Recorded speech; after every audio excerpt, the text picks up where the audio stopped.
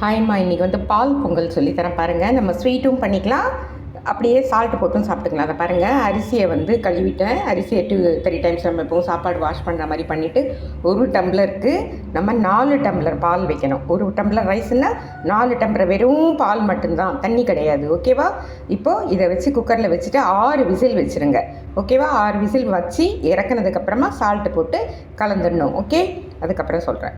இந்த பரங்கடா எவ்வளோ அழகாக வந்து நல்லா வந்து இதை இறக்கி இந்த குக்கர்லேருந்து எடுத்துடணும். இந்த பால் பொங்கலை எடுத்துகிட்டு பாருங்கள், நல்லா இந்த கரண்டி வச்சு சால்ட்டு போட்டு நல்லா வந்து ஸ்மாஷ் பண்ணி விட்ருங்க. ஏன்னா பொங்கல் இருந்தால் நல்லா அல்வா மாதிரி இருக்கணும் இது. ஓகேவா? இப்போ சால்ட்டு போட்டு விட்டுட்டோம்னா இது வந்து வெறும் வந்து சால்ட்டு பொங்கல், பால் பொங்கல். நீங்கள் சாப்பிட்டு பாருங்கள், அவ்வளோ அருமையாக இருக்கும். அதுக்கு தொட்டுக்கிறதுக்கு நேற்று தக்காளி தொக்கு பண்ணல, அதை தொட்டுக்கலாம். அப்படி இல்லைன்னா நம்ம வந்து புளியாங்காய் இருக்குது பார்த்தீங்களா, அந்த புளியாங்காவும் காஞ்ச மிளகாவும் உளுத்தம்பருப்பும் தனியாகவும் வச்சு வறுத்துட்டு அதை வந்து நம்ம வந்து தொக்கு மாதிரி, அதான் தொகையில் மாதிரி அரைச்சி சாப்பிட்டோம்னா செம்ம டேஸ்ட்டாக இருக்கும். ஓகேவா? எங்ககிட்ட புளியாங்காய் இல்லாததுனால நான் செய்யலை, நான் தக்காளி தொக்கு தொட்டுக்கிறேன்.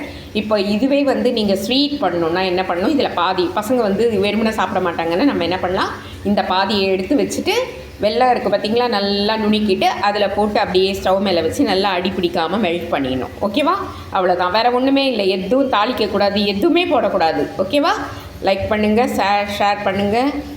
வெண்பொங்கல், பால் பொங்கல் அண்ட் வெல்லம் போட்டது. ஓகே, நான் ஸ்வீட் யாரும் சாப்பிட மாட்டாங்க, அதனால நான் பண்ணலை. ஓகேவா?